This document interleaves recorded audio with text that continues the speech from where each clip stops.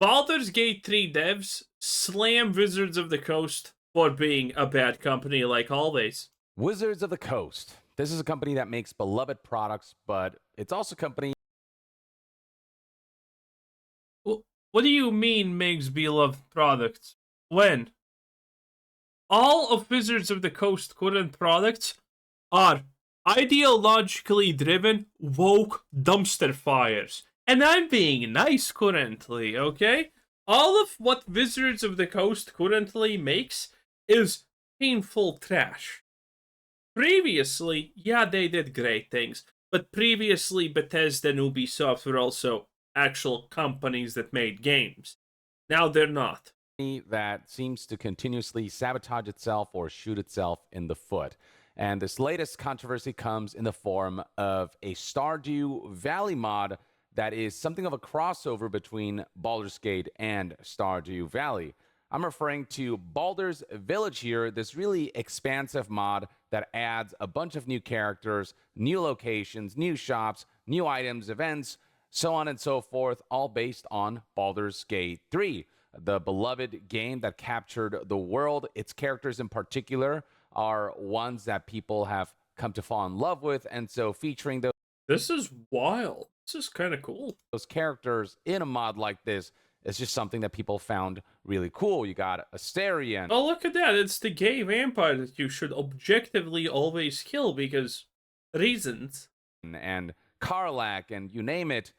It is a really cool and comprehensive mod that not only garnered a lot of praise from the community, but also from none other than Sven Vink himself, who is the lead behind Baldur's Gate 3, the president of Larian Studios, and the man who led the charge on Baldur's Gate 3. Instead of castigating them for using Baldur's Gate 3 property in a mod, Sven Vink actually encouraged this and congratulated this, saying so much love went into this amazing work. Yeah, imagine not being a spiteful piece of shit unlike Wizards. Actually just this really wholesome developer who loves seeing people kind of fall in love with the games that he makes and kind of the characters and the world that he created to kind of expand that into other areas, and these being free mods, not being, products sold for profit. Sven Vink was all about this. He's someone who fully embraces and supports the community, modding and creating fan projects, essentially. So that was just a really wholesome thing to see. And in return, June here, who is the modder, the guy who created the mod, came out and said on Twitter, responding to Sven Vink, "You have always been an inspiration, and your words mean a lot to us. We sincerely thank you for your encouragement." So That's everything nice. seemed very wholesome up until, of course, Wizards of the Coast had to come in and poop on the party. On March 31st, 2020. I mean, Wizards of the Coast is a desperate company that decided that, you know who's good at selling games, card packs, and other shit? A lady that previously worked at Marlboro and said sold cigarettes to children. Allegedly making this up. It's a joke, okay? Don't sue me. Yeah, that literally, we're talking about a company that's stupid. And now the current CEO is like, people don't recognize me at cocktail parties, and that makes me sad. So we're gonna work so people recognize me at I wish I was making this up. People who don't know probably think I hit my head multiple times, as not only as a child, but just now. And that's why I'm saying this. But no, this is literally who people who run Wizards of the Coast. Yeah, it is insane. We began to see reports that the mod has been DMCA'd by none other than Wizards of the Coast. They made Lord of the Rings black. And the backlash that they garnered from that was pretty widespread. This is nothing new for game publishers. Oftentimes, while ground floor developers encourage people to mod and to kind of create fan creations, a lot of publishers just have this very stingy and strict sense of ownership over the products, to the point where they don't allow fans to kind of express that love through their own creations, even though those kinds of things actually spread word about the projects, and it actually benefits everyone ultimately. While yes, this is something that they're legally allowed to do as the IP owners, it doesn't change the fact that I'm sorry, did Young just say they're legally allowed to do that? Did Young just grow a brain cell? Previously, he would have. Previously, he would have instantaneously said, "How can they do this? This is illegal." Yeah. Wow. Young grew a brain cell. Holy. Wow. I mean, didn't expect to ever cross that one out of my bingo card. Wow. That it's just an extremely bad look that only hurts themselves, as well as the ability for the brand name of their product. Typically, every opinion Young has is judged and evaluated like this. Does it emotionally make me feel good? If yes, good. If no, bad. Yep, that's our favorite communist right here. Products to spread to a wider audience. It's just all woefully detrimental and incredibly short-sighted. And not to mention, you're just killing wholesomeness. Now, you know what else benefits everyone? A comfortable chair like this one right here, which brings us to the sponsor of today's video, Habata, makers of ergonomic furnitures like the E3 Unless they give me a this was chair. reported by PC Gamer and numerous other outlets. This became a pretty big deal. Games Radar here reported that the Baldur's Gate 3 themed Stardew Valley mod that Larian boss Van Vink called Amazing gets DMCA'd by D&D publisher Wizards of the Coast. And this is just something that feels very in line with Wizards. People have seen Wizards kind of stumble their way through one PR nightmare after another through decisions of their own. Now, coming to the defense of this mod and mod, I'm pretty sure every single Wizards of the Coast decision that's not somehow audible is made at random.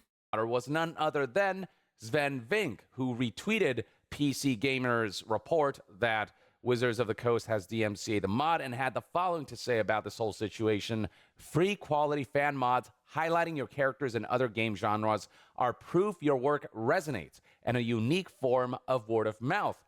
In my honest opinion, they shouldn't be treated like commercial ventures that infringe on your property because they're 100% not that. You don't have to pay to download those mods, and in order to... Honestly, even if you have to pay to download that, it's probably good enough that that's still good. Access those mods, you have to buy the original product in the first place. And then beyond that, just because Stardew Valley's Baldur's Gate 3 mod is Baldur's Gate 3 themed doesn't mean that it is actually a Baldur's Gate 3 experience. You still have to buy Baldur's Gate 3 to have the Baldur's Gate 3 experience, but this is just kind of a Stardew Valley-fied version of Baldur's Gate 3, and it's just fan fiction, essentially. By the way, Wizards of the Coast being a horrible company is why Arrowhead, aka the developers of Baldur's Gate 3, do not even want to consider making a new Baldur's Gate game. Because Wizards of the Coast are just so horrible as a company to work with in general.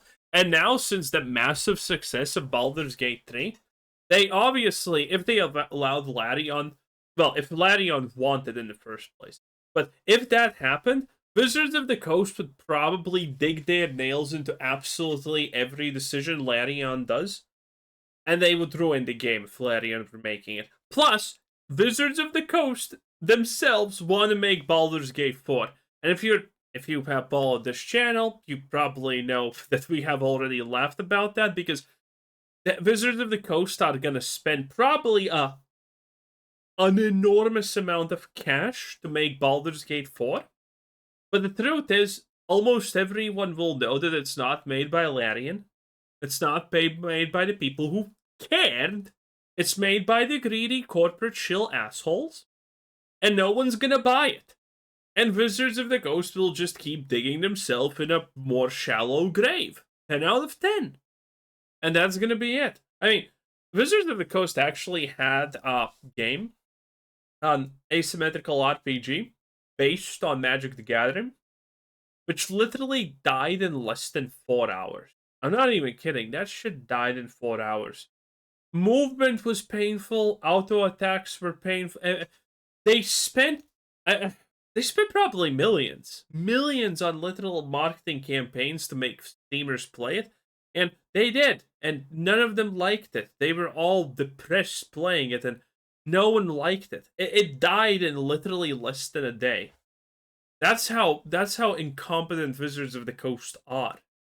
Also, also the potential news that Baldur's Gate 4 is going to be made by, uh, what's the trans person who made Dragon Age Railgun? Yeah, that absolute specimen is going to be in charge of that. It's insanity. In the form of another game that has flexibility when it comes to its modding tools. There's nothing commercial going on. There's the person who made the mod isn't making a profit off of the mod. They do have like a donation page, but that's a choice that people can make. It's a tip jar essentially for the efforts that the modder put into their work, but they're not directly selling the mod. So yeah, more than anything, it's just a love letter to Baldur's Gate 3 that only helps spread the Baldur's Gate 3 name and, you know, D&D as a whole. And so Wizards doing this, you know, the fact that they're deciding to kind of tarnish this unique form of word of mouth is detrimental to the company itself. Sven Vink continues in a follow-up tweet, protecting your IP can be tricky, but I do hope this gets settled. There are good ways of dealing with this. Just I mean, this will get settled. And Wizards of the Coast is going to threaten to sue them. That's how it's going to get settled.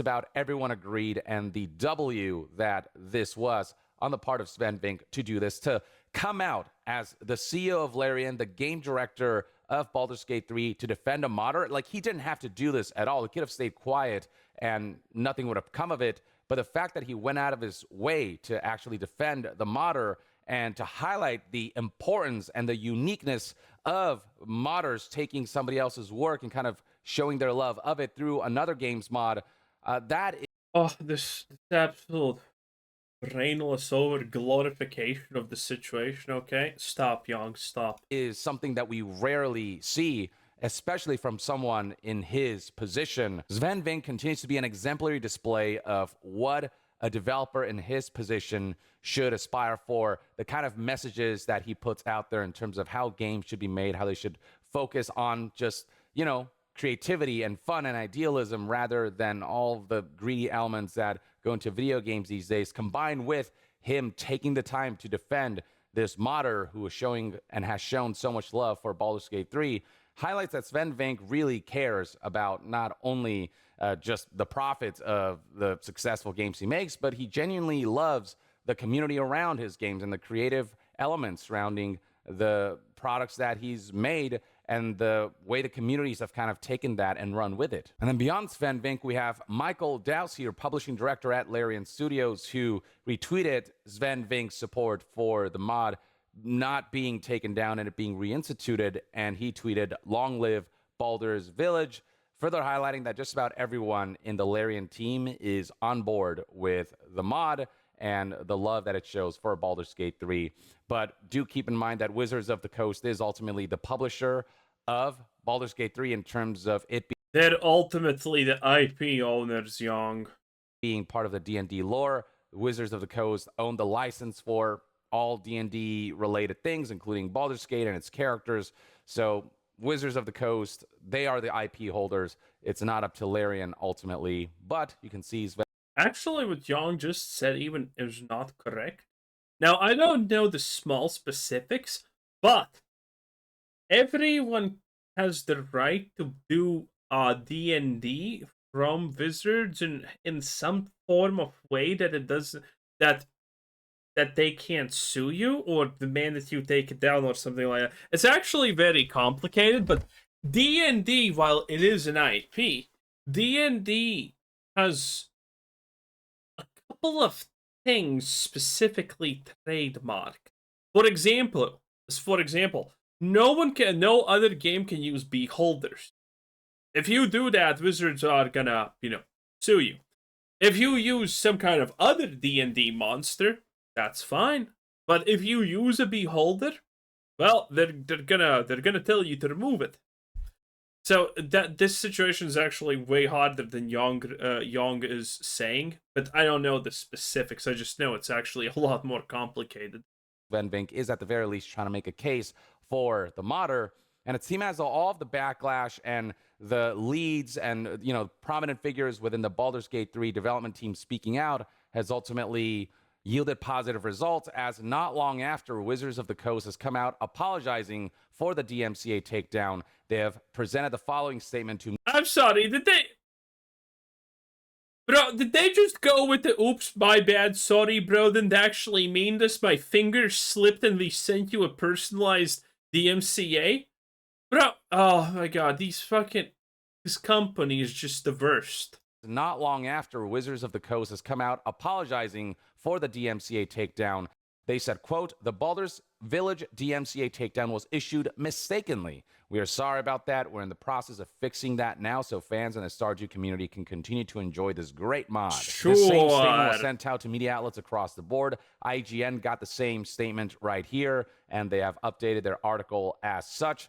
One has to wonder how this can happen mistakenly. You know, everyone knows what's actually happening here. Again, Wizards is an unbelievably what and bad company. Anyway, next Young. That's right.